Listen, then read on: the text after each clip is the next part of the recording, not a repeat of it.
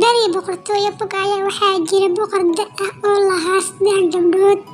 Gabadha weyn waxaa la dhahayay Firdawso, tan kalena Muno, tan ugu yarna Caaisha. Dhammaantood waxay kala lahaayeen shakhsiyaad aad u kala duwan. Firdawso waxay ahayd mid had iyo jeer dhuuban, dahabkana u soo iibsata si joogto ah. Munona dhammaan lacagta qoyska ninkeeda ee cuntada, ma jirin hal saxan oo adduunka oo dhan aysan isku diimin. Caaisha dhanka kale waxay lahayd aragti ka duwan, kaliya kuma tiirsaneen hantida qoyskeeda, sidoo kalena waxay lahayd dadaal aad u badan. Maalin baa boqorku wuxuu iskugu yeeray 3 gabdhood u yimaadeen. Boqorku wuxuu yiri, waxaa intan iigu yeeray waxaa rabaa inaan wax arrin ii sheego. Hay aabba noo sheeg ayay ku dhaheen gabdhihii. Waxaan ii sheegay Caaisha inay gaartay guur, waxaan ku dari doonaa wiilka ra'iisul wasaaraha, waxayna ku noqon doontaa nolol farxad iyo raaxo leh sida walaasheed Firdawso oo kale. Caaisha ayaa la hadashay aabaheed, waxay tiri, aabba ma guursanay aniga wiilka ra'iisul wasaaraha mana rabo. Labadii gabdhood ayaa yaabay oo daanka qabsaday, waxay u diiday wiilka ra'iisul wasaaraha. Aabihii ayaa xanaaqay oo wuxuu ku yiri, maxaa ku dhiiratay inaad qabato?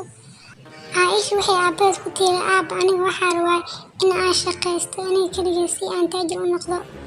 Aabihiina wuu xanaaqay oo wuxuu dhahay, iga bax qasriga haddii aanan guursanin wiilka ra'iisul wasaaraha. Hooyadii ayaa waxaa ku tiri, xaaji isdeji.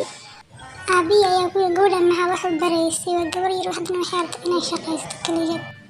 Aabihii ayaa yiri, si fiican ayaan arki doonaa sida wanaagsan ee aad qasriga uga baxdo adigoo waxba haysan.